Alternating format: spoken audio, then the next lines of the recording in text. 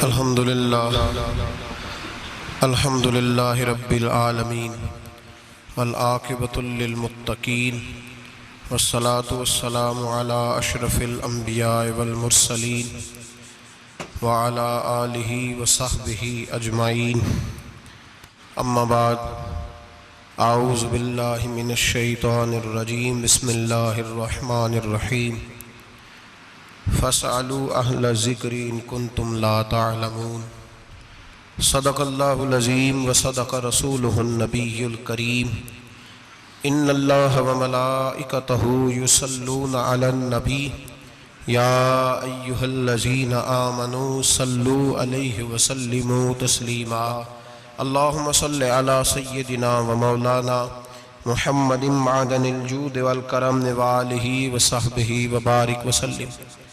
تمام تعریف حمد و ثنا اللہ تعالیٰ جل مجدہ الکریم کے لیے، ہر قسم کے درود و سلام نبی محترم شفیع محتشم آقا کل ختم رسول دانا سبل احمد مجتبیٰ جناب حضرت محمد مصطفیٰ صلی اللہ تعالیٰ علیہ وآلہ وسلم کی ذات والا صفات کے لیے حمد و صلات کے بعد امام الائمہ سراج الامہ حضرت سیدنا امام اعظم ابو حنیفہ رحمت اللہ تعالی علیہ آپ کی سیرت پر سوانے پر کچھ باتیں آج کی گفتگو کا موضوع ہیں۔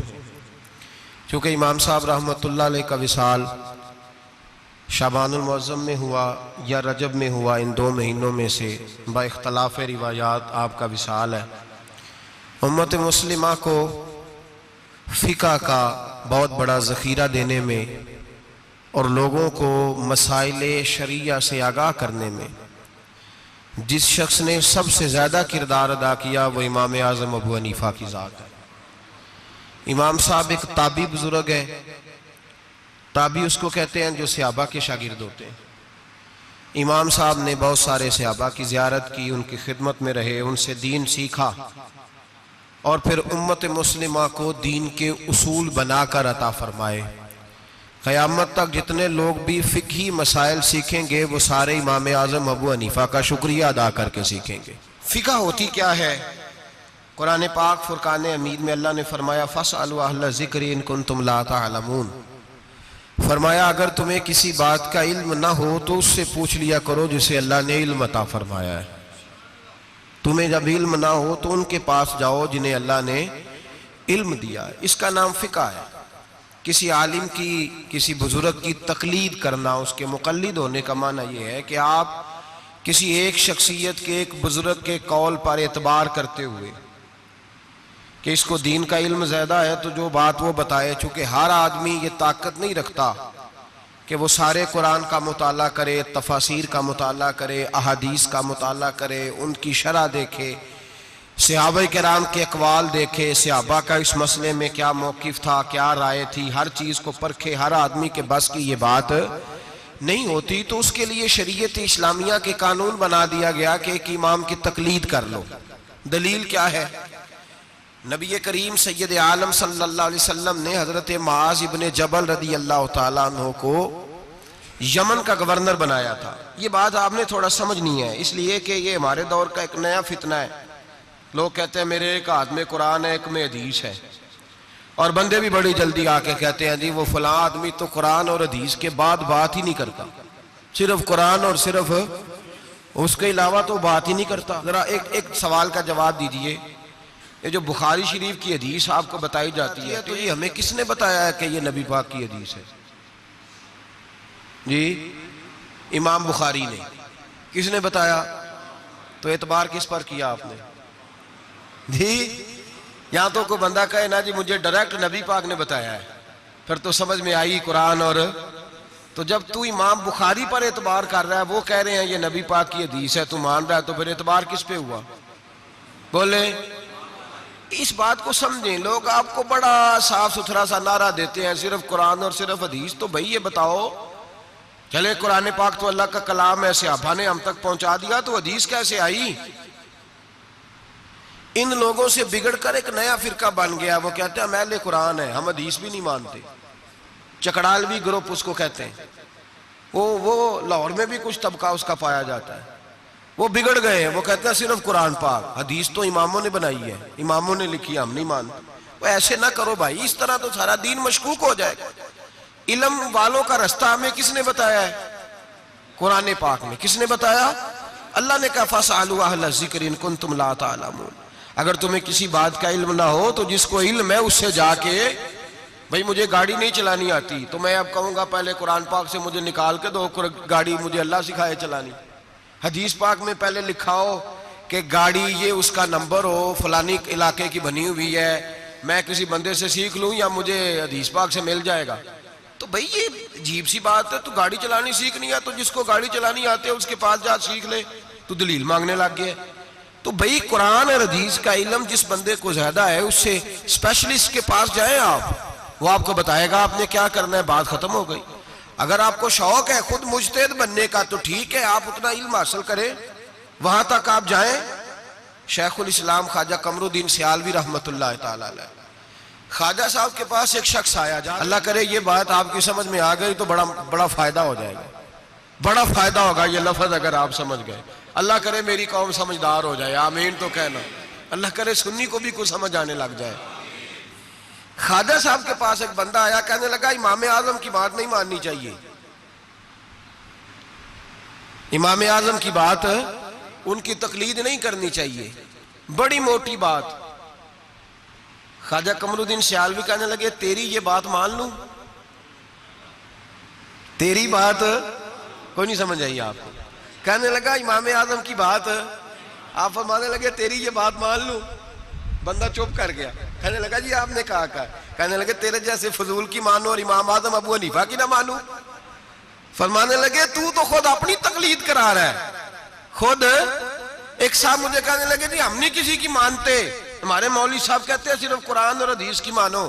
اور میں نے کہا تو مان اپنے مولوی صاحب کی رائے، ہمارے مولوی صاحب کہتے ہیں قرآن اور، تو میں نے کہا تو مولوی صاحب کی مان رہا ہے، قرآن حدیث کی کب مان رہا ہے؟ چھوڑ سارے کام، چل مدرسے داخل ہو، پہلے اصول سیکھ دین کے، پھر پورا دین پڑھ، اور پھر مجھے آ کے بتانا پورے دین میں سے کہ میں نے سیکھ لیا ہے، پھر میں مان لوں گا، ورنہ تو مولوی صاحب کی مان رہا ہے۔ تقلید تو کر ہی رہا ہے کسی نہ کسی شکل میں، تو ہم تقلید کیوں کرتے ہیں؟ سمجھیں اس بات سے۔ نبی کریم علیہ السلام نے حضرت معاذ ابن جبل رضی اللہ تعالیٰ عنہ کو یمن کا گورنر بنایا۔ نبی پاک نے فرمایا معاذ تمہارے پاس لوگ اپنے مقدمے لے کے آئیں گے، کیسے فیصلہ کرو گے؟ عرض کی یا رسول اللہ صلی اللہ علیہ وسلم میں اللہ کا قرآن دے کے فیصلہ کروں گا۔ تو نبی پاک نے فرمایا اگر تجھے قرآن پاک سے نہ ملا تو، اگر آپ غور سے سن رہے ہوتے تو آپ کو اس بات پہ اعتراض ہونا تھا، جو میں نے کہا اس پہ آپ کو اعتراض ہونا تھا اگر آپ غور سے میری بات سن رہے ہوتے۔ نبی پاک علیہ السلام نے یہ نہیں فرمایا کہ قرآن میں ہے نہیں، فرمایا اگر تجھے نہ ملا تو، لفظوں پہ غور کیا کریں، اگر تجھے نہ ملا تو، یہ نہیں فرمایا کہ قرآن میں ہر مسئلے کا حل۔ حضرت سیدنا عبداللہ ابن عباس فرمایا کرتے تھے میرے اونٹ کی نکیل بھی گم ہو جائے تو میں قرآن پاک سے جا کے پوچھتا ہوں کہاں رکھی ہوئی ہے، اور مجھے قرآن پاک بتاتا ہے کہ فلانی جگہ۔ یہ نہیں کہ قرآن میں مسئلے کا حل موجود ہے، ہر آدمی کے پاس اتنی عقل نہیں ہوتی کہ مسئلے کا حل بتا سکے، عقل نہیں اتنی ہوتی، شعور نہیں ہوتا۔ بلکہ امام بخاری خود امام شافعی کے مقلد ہے، لو کر لو گل، بہت بڑے محدث ہیں اور خود مثال بیان کرتے ہیں۔ ہمارے بزرگ کہتے ہیں کہ جو پنساری ہوتا ہے نا اس کے پاس جڑی بوٹیاں ساری ہوتی ہیں، پر اسے نسخے کا پتہ، کس جڑی بوٹی کو کس کے ساتھ ملائیں، کس کو کس کے ساتھ رکھیں تو کیا نسخہ بنتا ہے، یہ پنساری کو پتہ، یہ حکیم کو پتہ ہوتا ہے۔ محدثین کہتے ہیں ہم نے حدیثیں ساری جمع کر دی ہیں، پر کس حدیث سے کیا مسئلہ نکلتا ہے یہ ہمیں نہیں پتا، یہ امام اعظم بتائیں گے، یہ امام شافعی بتائیں گے، یہ امام مالک بتائیں گے، یہ امام احمد بن حنبل بتائیں گے، وہ اسپیشلسٹ ہیں۔ ہم جمع کرنے والے ہیں، وہ حدیثیں سامنے رکھ کے امت کی رہنمائی کرنے والے۔ نبی پاک صلی اللہ تعالیٰ علیہ وآلہ وسلم نے فرمایا معاذ تو جا رہا ہے، اگر تجھے وہ مسئلہ قرآن سے نہ ملا تو کیا کرے گا؟ عرض کی حضور قرآن سے نہ ملا تو آپ کی حدیث سے تلاش کر لوں گا۔ تو نبی پاک نے فرمایا اگر وہاں بھی تجھے نہ ملا تو، یہ نہیں کہ ہے نہیں، اگر تجھے نہ ملا تو عرض کی یا رسول اللہ پھر میں قرآن اور حدیث کو سامنے رکھ کے اپنی رائے بیان کروں گا. تو نبی پاک نے ان کے سینے پہ ہاتھ پھیرا، فرمایا جا پھر اللہ تیری مدد کرے گا. اللہ تیری، یہ فقہ ہے، یہ اتنی سی فقہ ہے، اس کو سمجھ لیں. ہر آدمی کو ہر شے نصیب. بابا فرید الدین گنجے شکر کے پاس بندہ آ گیا، اس نے کہا پرانا بخار ہے، جاتا کوئی نہیں. بابا صاحب نے کہا بسم اللہ الرحمن الرحیم، قل هو اللہ احد اللہ الصمد لم یلد ولم یولد ولم یکن لہ کفوا احد.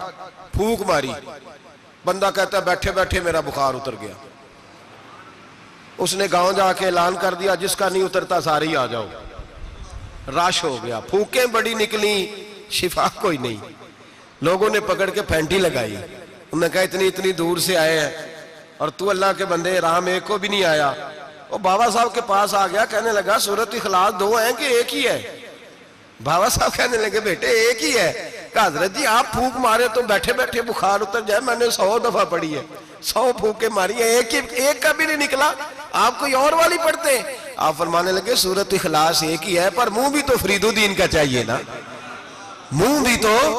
فرمایا مجھے اللہ تبارک و تعالیٰ نے توفیق دی ہے، میں نے کبھی غیبت نہیں کی، میں نے کبھی جھوٹ نہیں بولا، میں نے کبھی حرام نہیں کھایا، میں نے کبھی اپنی زبان سے کسی کا دل نہیں دکھایا. فرمایا میں نے اس زبان میں طاقت پیدا کی ہے، پھر جب قرآن کا نور آیا ہے تو اللہ نے تاثیر بنا دی ہے، پھر اللہ نے اثر پیدا کر دی ہے. تو بھائی ہر آدمی ہر چیز سمجھنے کے قابل ہے. یہی ہمارے بزرگوں کا موقف ہے، یہی ہمارے بزرگوں کی رائے ہے کہ قرآن اور حدیث کو سامنے رکھو، اس میں سے مسئلہ اخذ کرو. دلیل، پرانے زمانے میں جو لوگ ہوتے تھے وہ قسمیں کھایا کرتے تھے، قسمیں بڑی عجیب کھاتے تھے. ایک بندے نے قسم کھا لی کہ میرا کام ہو گیا تو وہ والی عبادت کروں گا جو اس وقت دنیا میں کوئی نہ کر رہا ہو. اتنی سخت قسم کھا لی. اب وہ کام ہو گیا تو کیا کرے؟ اگر نماز پڑھے تو لوگ پڑھ رہے ہیں ساری دنیا میں نمازیں، اذان پڑھے تو پتہ نہیں کہاں کہاں اذان ہو رہی. پھنس گیا، معاملہ الجھ گیا تو غوث اعظم جیلانی کے پاس گیا. کہا حضور اب کیا کروں؟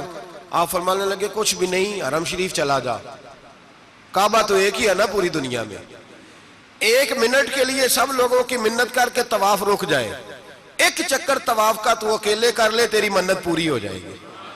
اب یہ فقاہت ہے، ہر آدمی کو نصیب، ہر آدمی کو یہ نصیب نہیں ہوتی، یاد رکھ. آگے چلیے، امام اعظم ابو حنیفہ کا زمانہ، ایک بادشاہ نے قسم کھا لی، اپنی بیوی سے کہنے لگا اگر تو چاند سے زیادہ خوبصورت نہ ہو تو تجھے 3 طلاقیں. اب مسئلہ بن گیا، کدھر سے نکالیں؟ اب قرآن پاک میں یہ لفظ کہیں نہیں لکھا کہ عورت چاند سے زیادہ خوبصورت ہوتی ہے، کسی حدیث میں نہیں لکھا واضح طور پر کہ بی بی چاند سے زیادہ خوبصورت ہوتی. علماء کوفہ بیٹھ گئے، علماء بغداد بیٹھ گئے، علماء مصر بیٹھ گئے. بادشاہ تھا اور پھر جو اس کی بیوی تھی وہ بھی ایک بادشاہ کی بیٹی تھی. اگر یہ طلاق ہو گئی تو 2 ملکوں کی جنگ چھڑ جائے گی، حالات خراب ہو جائیں. علماء پریشان ہیں کہ جائیں تو کدھر جائیں. لوگ پریشان ہوتے ہوتے امام اعظم کے پاس چلے گئے، کہنے لگے سارے مولوی کہتے ہیں طلاق ہو گئی، آپ بتائیں. امام صاحب کہنے لگے کوئی نہیں طلاق ہوئی. کہا کیوں؟ فرمانے لگے اللہ کا قرآن کہتا ہے لَقَدْ خَلَقْنَا الْإِنسَانَ فِي أَحْسَنِ تَقْوِيمٍ. اللہ فرماتا ہے میں نے سب سے حسین انسان کو پیدا فرمایا ہے. تو جب سب سے حسین انسان ہے تو چاند سے بھی زیادہ انسان ہی حسین ہے. فرمایا لہذا اس کی بیوی کو طلاق. مسئلہ تو قرآن پاک سے حل فرمایا نا، لیکن ہر آدمی کی وہاں تک رسائی ہو سکی. یہ فقاہت، یہ علم ہے، اور یہ اللہ سب کو عطا نہیں کرتا، یہ کسی کسی کا نصیبہ ہوتا ہے، کسی کسی. اور ویسے بھی اب تو لوگوں کو شوق ہے نا، ہر بندہ ہر کام کرنا چاہتا ہے. صحابہ یہ نہیں کرتے. حضرت عمر فاروق سے پیارا قرآن کوئی نہیں پڑھ سکتا. وہ 5 نمازوں کی امامت کرتے تھے، تراویحوں کی باری آتی تھی تو حضرت ابی بن کعب کو آگے کھڑا کرتے تھے، فرماتے تھے تو پڑھا.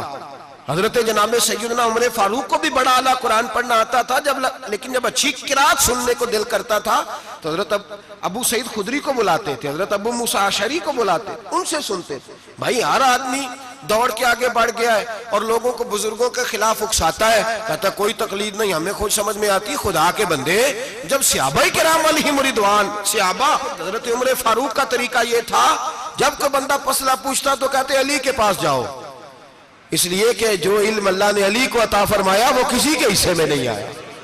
جو علم اللہ نے، اور اس کی دلیل ان کی فقاہت ہے. ایک بی بی تھی، دائی تھی، وہ اس کے گھر میں بچے جنم لیتے تھے، بچے پیدا ہوتے تھے. یہ دیکھیں علم جو ہوتا ہے نا وہ علم ہوتا ہے. فقاہت ہوتی ہے، اور یہ اللہ کی عطا ہے، یہ رب کی عطا ہے، جس کو چاہتا ہے عطا کر دیتا ہے۔ نہ اس میں حسد ہو سکتا ہے، نہ اس میں کوئی شخص کہہ سکتا ہے مجھے کیوں نہیں ملی۔ حضرت علی رضی اللہ تعالیٰ عنہ کا زمانہ ہے، ایک بی بی کا خیمہ تھا، جھونپڑی تھی، جیسے آج ہاسپٹل بنے ہوئے ہیں وہاں بچے پیدا ہوتے ہیں۔ ایک بی بی تھی، وہ دائی تھی، کام کرتی تھی یہ والا، اس کے گھر میں 2 کیس اکٹھے آ گئے، نہ اتنی لمبی چوڑی لائٹیں ہوتی تھی، اس نے اپنی جھونپڑی میں دونوں بیویاں اکٹھی تھی، دونوں کو اللہ تعالیٰ نے اولاد دی۔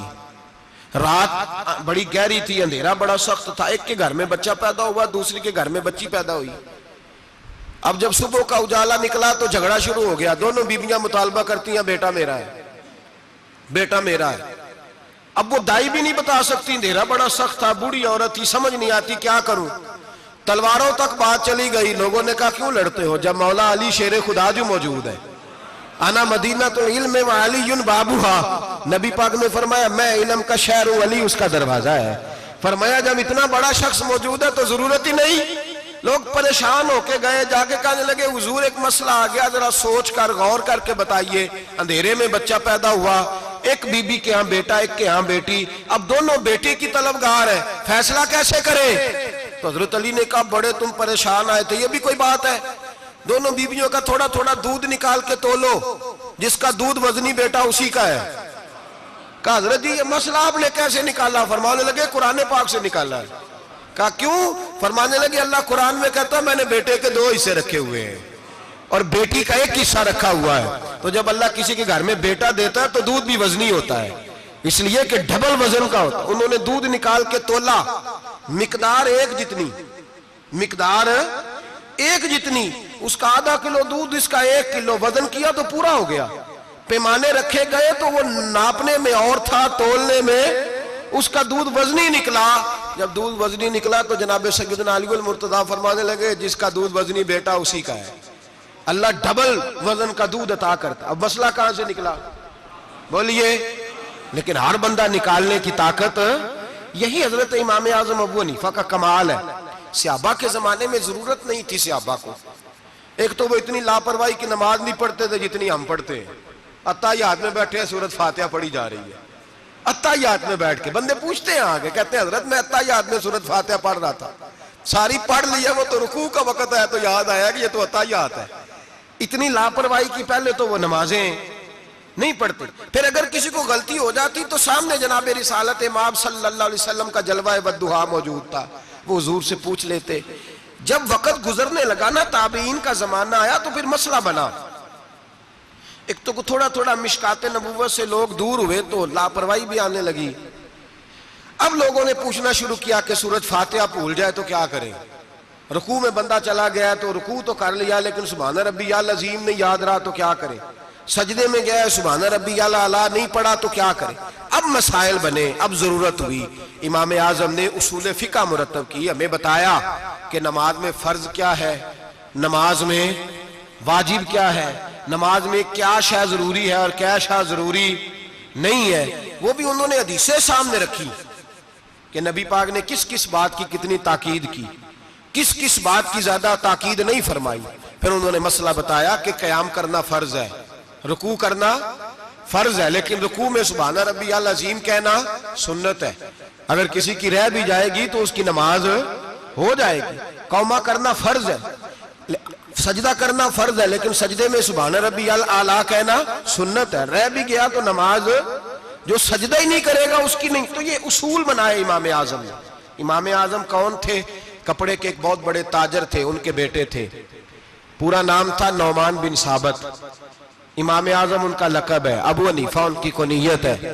لوگ جب اپنی مرضی کی باری آتی ہے تو حرم شریف کے حوالے دینے شروع کر دیتے ہیں، حرم شریف میں جو ہوتا ہے، حرم شریف میں نے کہا چلو وہی مان لو، مسجد نبی میں باب بلال سے داخل ہو جاؤ یا باب ہجرت سے داخل ہو جاؤ۔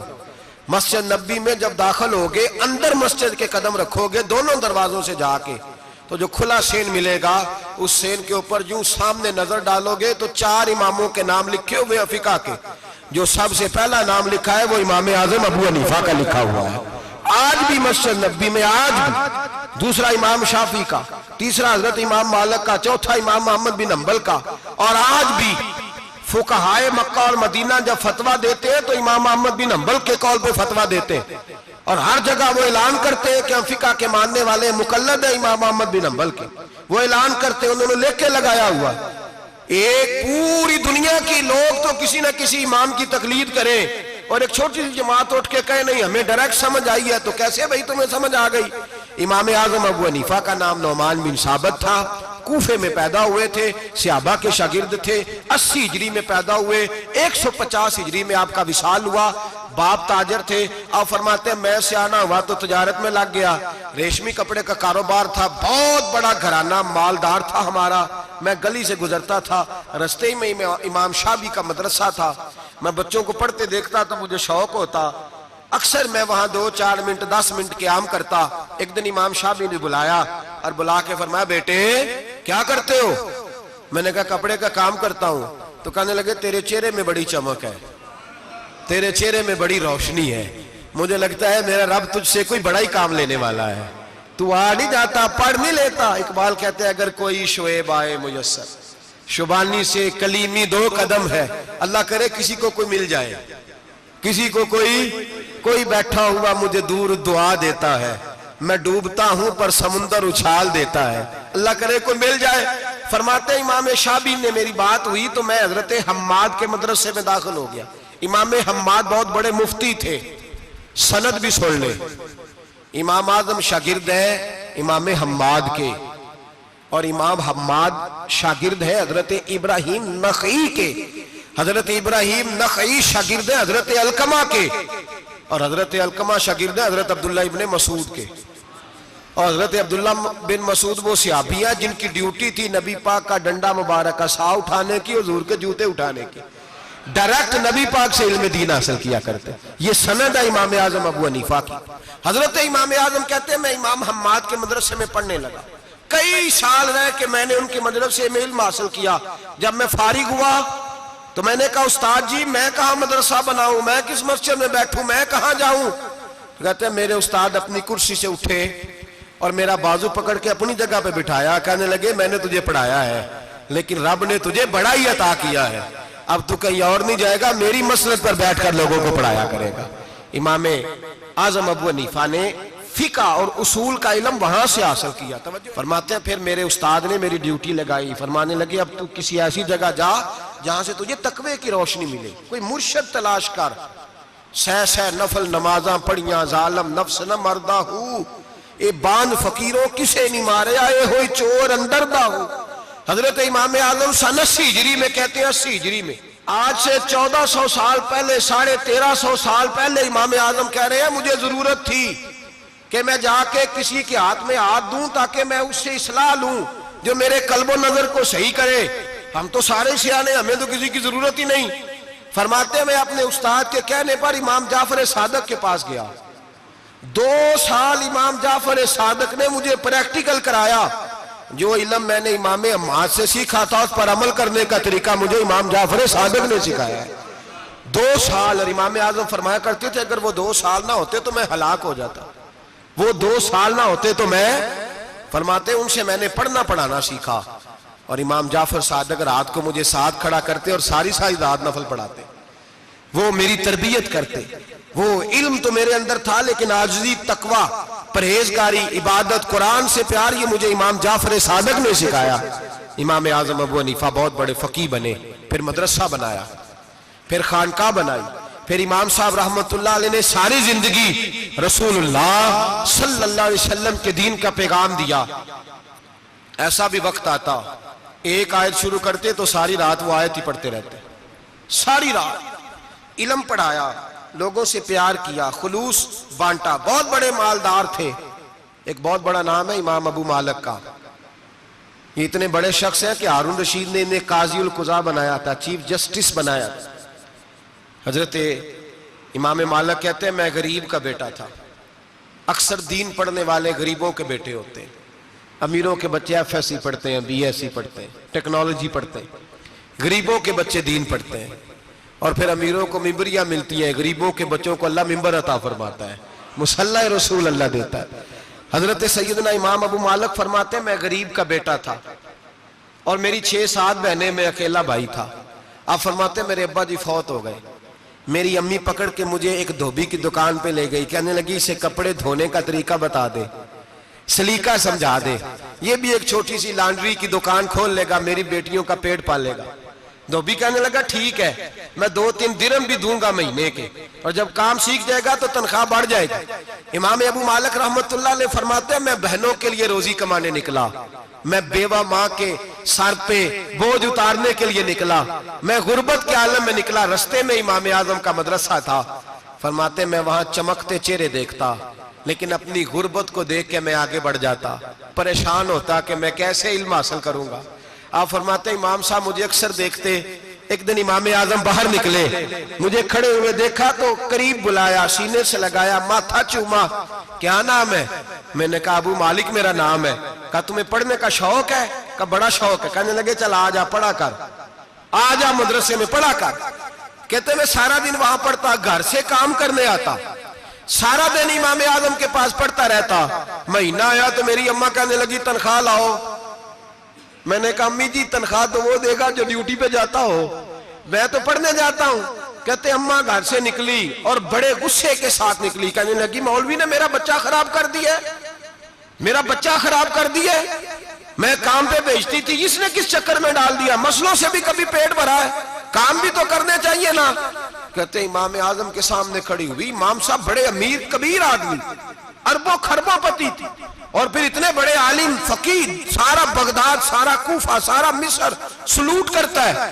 بی بی آئی اور تیز جملے، عورتوں کا طریقہ ہوتا ہے، کہنے لگی مولوی تیری سفید داڑھی، تیرا اتنا نام، تجھے خیال ہی نہیں آیا میں بیوہ عورت ہوں، تو نے میرا بچہ خراب کر ڈالا، میری یتیم بچیاں روٹی کہاں سے کھائیں گی، مسئلوں سے بھی کبھی پیٹ بھرا ہے۔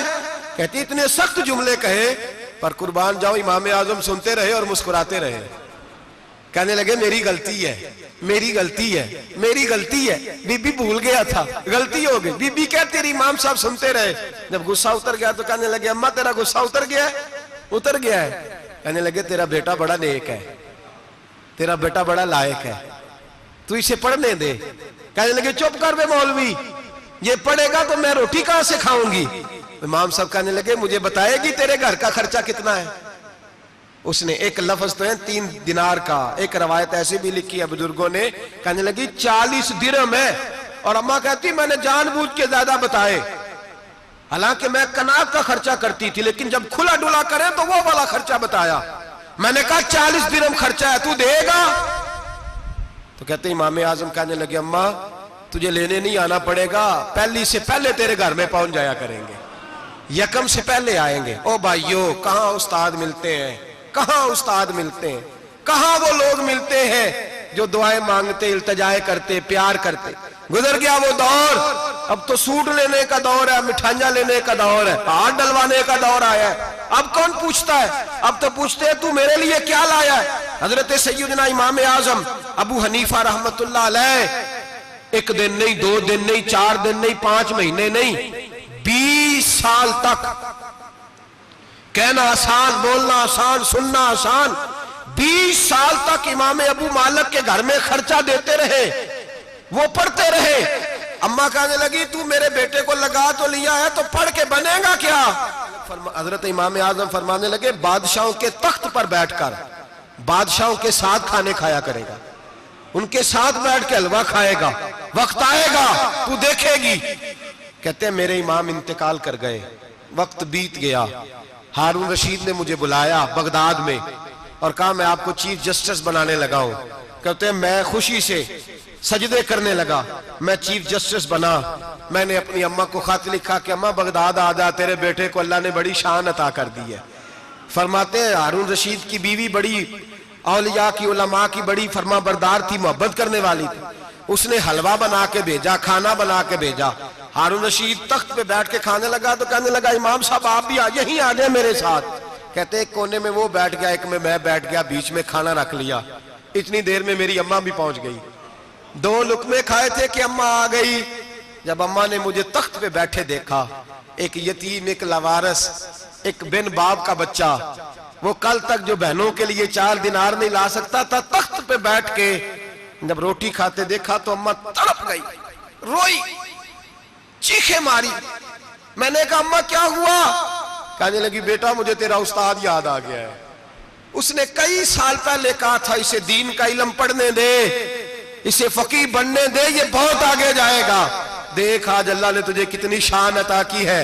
کہا بیٹا یہ کمال تیرا نہیں، یہ امام اعظم ابو حنیفہ کا کمال ہے، یہ ان کا کمال ہے جنہوں نے تمہیں یہاں تک پہنچایا۔ میرے بھائی اپنی پوری زندگی حضرت امام اعظم ابو حنیفہ نے، آج تو اساتذہ کرام، اساتذہ مجھ سے ایک ٹیچر کہنے لگے حضرت جی دل نہیں لگتا، بے سکونی سی ہے، کچھ بتلائیں۔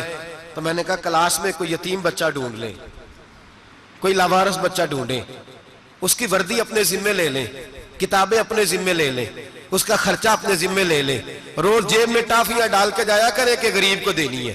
فرمایا 2 مہینے یہ والا وظیفہ بھی پڑھ کے دیکھے، اللہ آپ کو سکون عطا کرے گا۔ یہ بھی کہنے لگے بڑی ٹھنڈک ہوئی ہے، بڑا سکون ملا ہے، بڑی تابعداری۔ میں نے کہا آپ لفظوں سے سکون چاہتے ہیں، وہ لوگ خدمت کر کے سکون لیتے۔ کوفے کا ایک امیر آدمی تھا، پھر غریب ہو گیا۔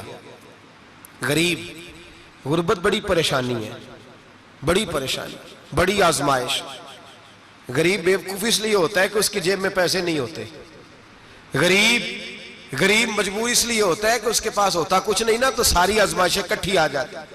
غریب آدمی تھا، محنت مزدوری کرتا لیکن پوری نہ ہوتی۔ وہ کہتا ایک دن گلی میں ککڑی بیچنے والا آیا، تو میری ایک بیٹی تھی چھوٹی سی، باقی بچے بڑے تھے، چھوٹی ضد کرنے لگی، کہنے لگی ککڑی کھانی ہے، ککڑی۔ کہتے میں پریشان ہو گیا، دل ٹوٹ گیا، بیٹی نے سوال کیا ہے۔ فرماتے میں نے سوچا کس کے پاس جاؤں، کسی اور کے پاس مجھے سمجھ نہ آیا، میں سیدھا امام اعظم کے پاس چلا گیا۔ یہ شخص ہے جو مجھے دے گا بھی اور میرا پردہ بھی رکھے گا، مجھے دے گا بھی اور میرا، بولیے، میرا یہ پردہ بھی رکھے گا، یہ رسوا نہیں کرے گا، یہ فوٹو نہیں کھچائے گا، یہ فوٹو کھچا کے پہلے دن فیس بک پہ نہیں لگائے گا کہ میں غریبوں میں تھیلے بانٹ رہا ہوں، یہ اسی وقت اخبار والوں کو نہیں بلائے گا ایک تھیلا اور 6 اخباروں میں تصویریں، یہ اس طرح نہیں خیرات دے گا۔ حضرت امام اعظم کے پاس گیا تو فرماتے رش بہت زیادہ تھا، میں امام صاحب سے بات ہی نہ کر سکا، واپس آ گیا۔ امام صاحب نے بندہ بھیجا، فرمایا پتہ کر یہ بندہ کسی ضرورت کے لیے آیا تھا، رش کی وجہ سے بات نہیں کر پایا۔ کہتے واپس میرے پیچھے بندہ بھیجا، وہ میرے گھر تک آیا، گھر آ کے اس کو حالات کا پتہ چل گیا، واپس گیا۔ کہتے ہیں 3 تھیلیاں شرفیوں کی بھر کے امام اعظم لائے اور خود آئے اور رات کے اندھیرے میں آئے اور مجھے تھیلیاں دے کے نا تو میرے آگے ہاتھ باندھ دیے۔ میں نے کہا حضور ہاتھ کیوں باندھتے ہیں؟ آپ فرمانے لگے یار دکھ اس بات کا ہے کہ تو میرا پڑوسی تھا اور تیری غربت کا مجھے پتہ ہی نہیں چلا، تو میرے علاقے کا تھا اور میں نے سوچا ہی نہیں، میرا اپنا تھا مجھے خیال ہی نہیں آیا، فرمایا معاف کر دے، میری شکایت نہ کرنا کہ یہ میری طرف توجہ نہیں کرتا تھا۔ علم بھی تھا، عمل کا نور بھی تھا، تقوی کا حسن بھی تھا، غریب کی مدد کا جذبہ بھی تھا۔ آج لوگوں پر مال کا فتنہ سوار ہوتا ہے، سب پر نہیں لیکن زیادہ لوگوں پر، جیسے جیسے مال آتا جاتا ہے ویسے ویسے عقل بھی آتی جاتی ہے، ویسے ویسے سیانے بھی ہوتے جاتے ہیں۔ کہتے ہیں وہ بھی کمائے وہ بھی کرے، میں تو ٹیکنیکلی بڑا ہوں، میں عقل مندی، میں بڑی نہ بہن کی فکر رہتی ہے، نہ بھانجوں کی فکر رہتی ہے، نہ رشتہ دار کی فکر رہتی ہے، نہ دائیں بائیں کچھ دیکھتے ہیں۔ لوگ جیسے جیسے پاورفل ہوتے جاتے ہٹتے جاتے، کٹتے جاتے، امیروں سے گرانے لگتے جاتے، آگے کی طرف دیکھتے جاتے۔ امام اعظم ابو حنیفہ رحمت اللہ علیہ نے ساری زندگی پیار کیا، محبت بانٹی، علم، فقاہت، تقوی، روشنی۔ آج لوگوں کو علم ہوتا ہے پر علم کا نور نہیں ہوتا، ہمیں بہت ساری باتوں کا پتہ ہوتا ہے پر وہ باتیں ہمارے لفظوں میں ہوتی ہیں، ہم اس کے حسن سے آگاہ، اور اگر میں یہ کہہ دوں کہ ہمیں ان باتوں پر یقین کامل نہیں ہوتا، کہہ رہے ہوتے ہیں، ہم سمجھتے ہیں، بڑی باتیں کرتے ہیں، لیکن ان باتوں کے پیچھے جو عمل کا جذبہ ہے وہ پھیکا ہوتا۔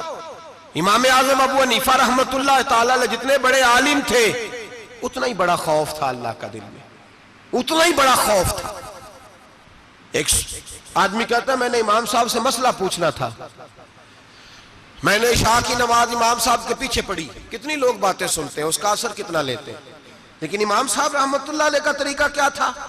کہتے میں نے امام صاحب کے ساتھ نماز پڑھی مسجد میں، تو قاری صاحب نے قرآن پڑھا، اذا زلزلت الارض زلزالہا واخرجت الارض اسقالہا، فرماتے ہیں آخری 2 آیتیں پڑھی، فمن یعمل مثقال ذرۃ خیرا یرہ ومن یعمل مثقال ذرۃ شرا یرہ۔ اللہ فرماتے ہیں میں قیامت کے دن تیرے ذرے ذرے کا حساب کروں گا، ذرہ برابر نیکی ہوئی تو تیرے سامنے آئی، ذرہ برابر گناہ ہوا تو تیرے کس کے برابر؟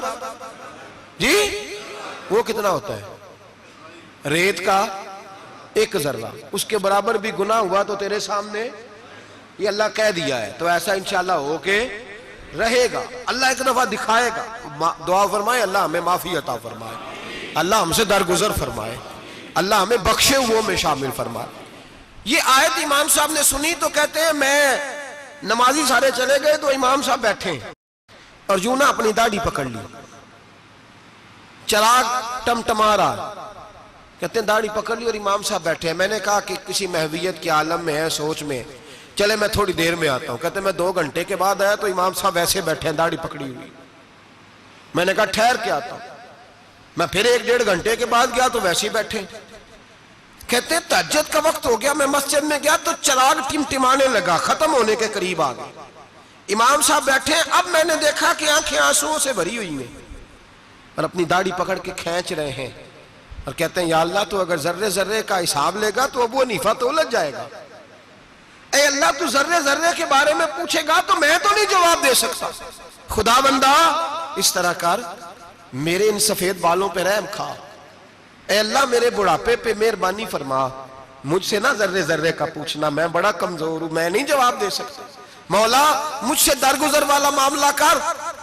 کہتے تڑپ رہے امام صاحب۔ فجر کی اذان ہوئی تو امام صاحب نے دائیں بائیں دیکھا، میں پیچھے کھڑا تھا۔ میں نے کہا حضور ساری رات ہی گزر گئی، آپ ایک آیت سن کے پریشان رہے اور میں روزانہ 20 تقریریں سنتا ہوں، درجنوں حدیثیں سنتا ہوں، مجھے تو اثر نہیں ہوتا۔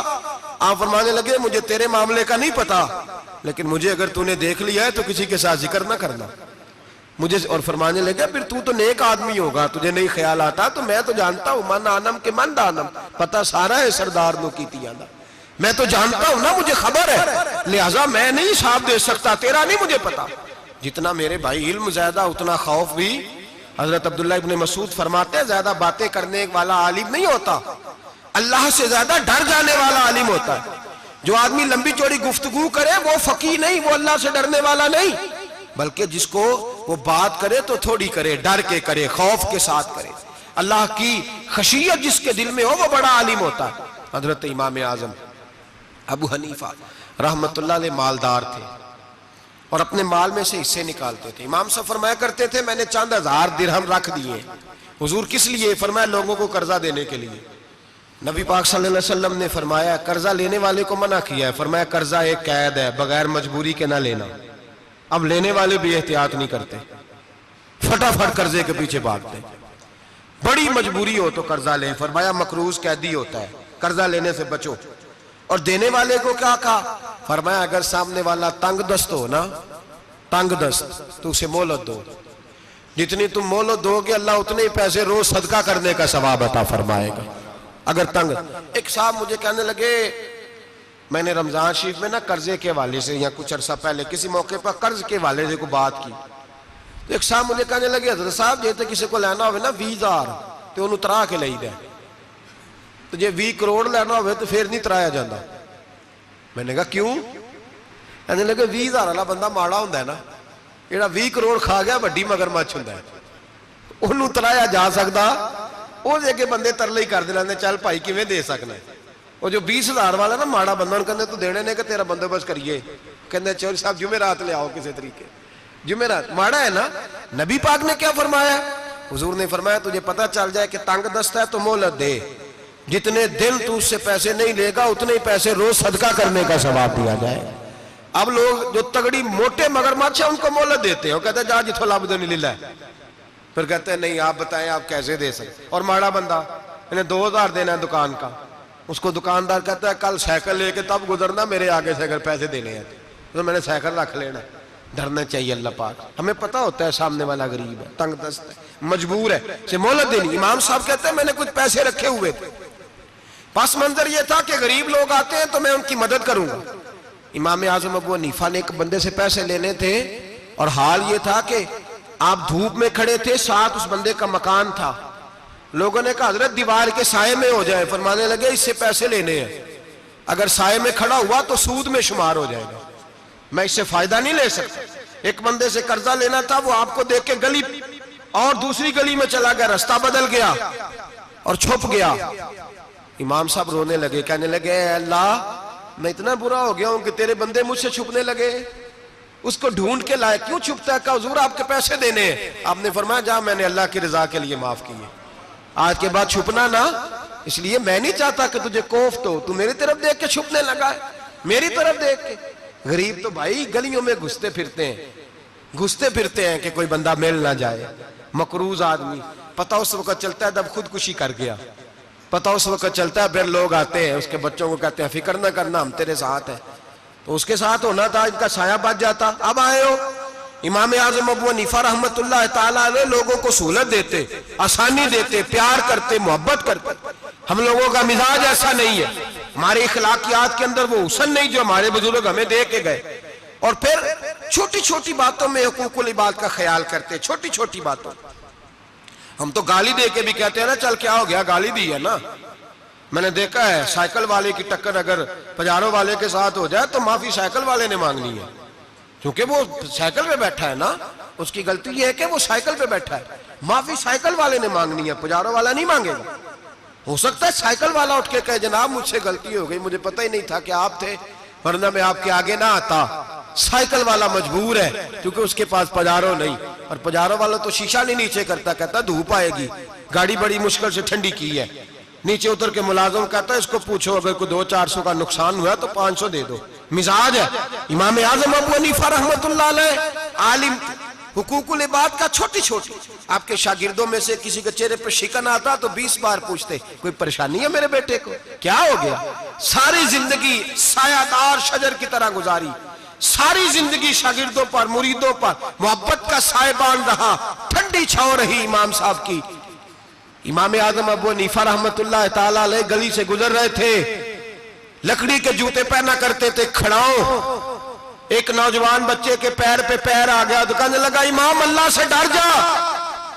یہ لفظ کہے تو امام صاحب کی چیخ ہی نکل گئی، کئی گھنٹے بے ہوش رہے۔ لوگوں نے کہا حضور کیا ہوا؟ فرمانے لگے تم نے سنا نہیں، چھوٹے چھوٹے جوان بھی کہتے ہیں کہ ابو حنیفہ اللہ سے نہیں ڈرتا، اللہ کی مخلوق کہتی ہے نہیں ڈرتا۔ اگر یہ کہہ رہے ہیں تو میرا کیا بنے گا؟ کئی دن روتے گزر گئے، لوگ اس بچے کو لائے، آگے کہنے لگا حضور آپ تو پریشان ہو گئے، میں نے تو محاورتاً کہا تھا کہ آپ اللہ سے نہیں ڈرتے۔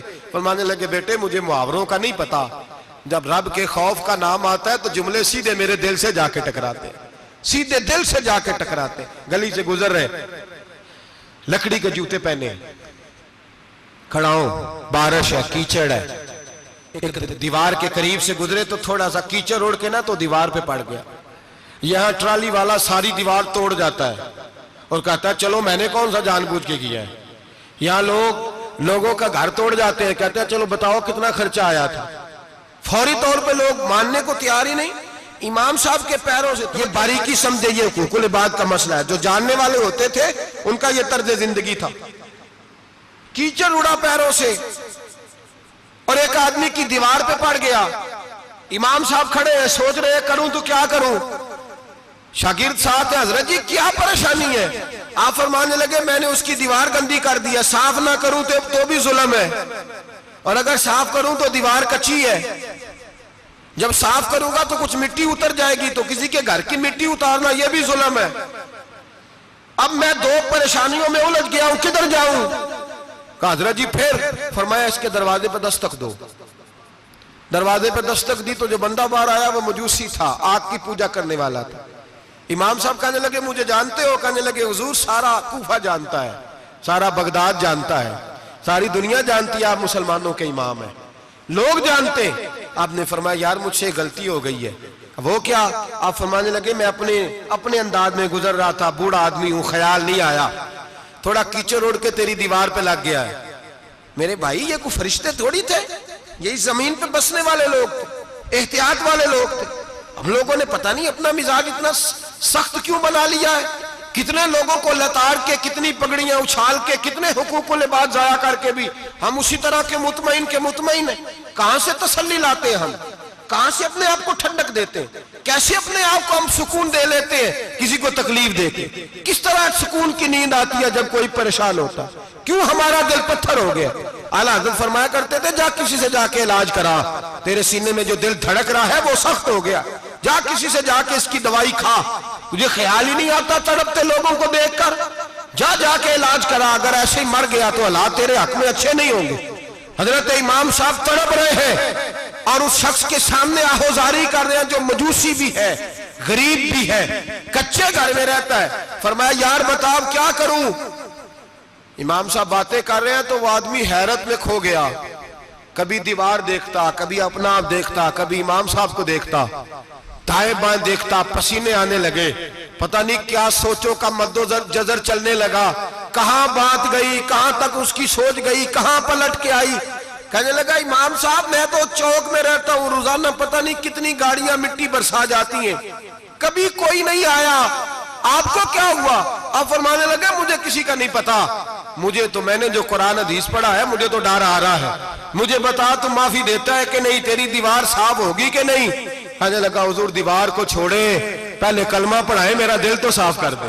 کہنے لگا اتنا میٹھا دین، اتنا پیارا دین، اتنا خوبصورت دین کہ غریب کی دیوار پر کیچڑ لگ جائے اور آپ کو اتنی تکلیف ہو، میں اس دین سے دور کیوں ہوں؟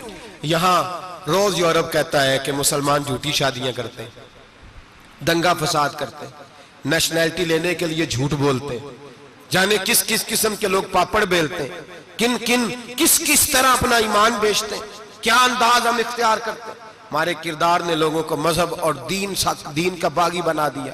ہمارے بزرگوں کا طریقہ یہ تھا کہ چھوٹی چھوٹی باتوں کا خیال کرتے، چھوٹی چھوٹی باتوں کا۔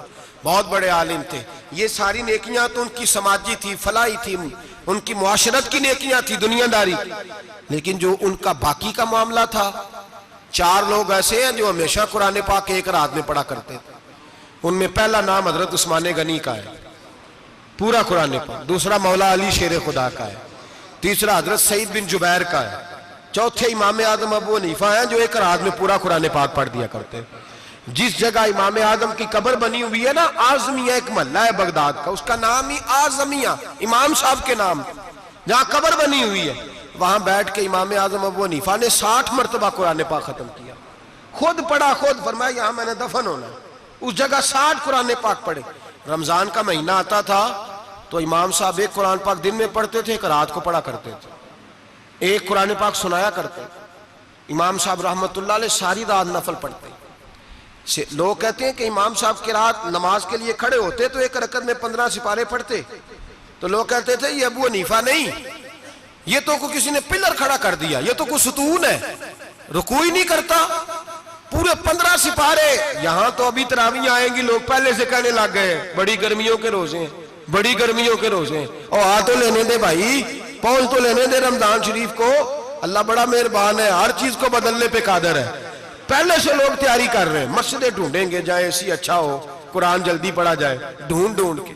امام صاحب رحمت اللہ تعالیٰ علیہ، اور میں اکثر کہا کرتا ہوں، میں کہتا ہوں تو تراویح میں کھڑا نہیں ہوتا، پاسپورٹ کے دفتر کھڑا ہو جاتا ہے 2 گھنٹے، شناختی کارڈ کے دفتر تو 3 گھنٹے کھڑا ہو لیتا ہے۔ یہ تیرا ظلم ہے اپنی ذات کے ساتھ کہ تجھے قرآن کے لیے کھڑا نہیں ہوا جاتا، دنیا داری کے لیے کھڑا، وہ پروجیکٹر کرانے جائے تو چاہے تجھے 4 گھنٹے لائن میں کھڑا ہونا پڑے، وہاں تو کھڑا ہو لیتا ہے۔ اللہ سے ڈر، اپنی تھوڑی سی دنیا داری کے لیے سارا کچھ کر لیتا ہے۔ حضرت امام صاحب رحمت اللہ تعالیٰ علیہ تقوی اور طہارت کے پہاڑ 55 حج کیے امام اعظم نے، کتنے؟ 55 حج فرمائے۔ آج ایک مشقت والا کام ہے، جد و جہد والا کام ہے، جوان بھی تھک جاتے ہیں، کہتے ہیں بڑا مشکل ہے جی، اور یہ جتنا مرضی آسان ہو گیا قیامت تک اس نے مشکل ہی رہنا ہے، اس لیے کہ یہ ایک مجاہدہ ہے۔ 55 حج کیے، آخری حج پہ گئے تو کعبے کے مجاور کو کہنے لگے ذرا کھول نہیں دیتے کعبے کا دروازہ، میرا اندر جانے کو دل کرتا ہے۔ اس نے دروازہ کھولا، اندر گئے تو کہنے لگے خدایا، 2 جملے کہے، کہنے لگے اے اللہ جتنا تو نے مال دیا تھا میں اتنا شکر نہیں ادا کر سکا، اور جتنا تو نے علم دیا تھا میں اتنا عمل نہیں کر سکا، اب بوڑھا ہو گیا ہوں، مہربانی کرنا مجھ سے درگزر والا معاملہ کر، اور اے اللہ اگر تو مجھے بتا دے کہ تو راضی یا ناراض ہے تو میں ذرا سکون سے مر جاؤں۔ کہتے ہیں کعبے کی دیواروں سے آواز آنے لگی ابو حنیفہ تیرا رب تجھ سے بڑا راضی ہے۔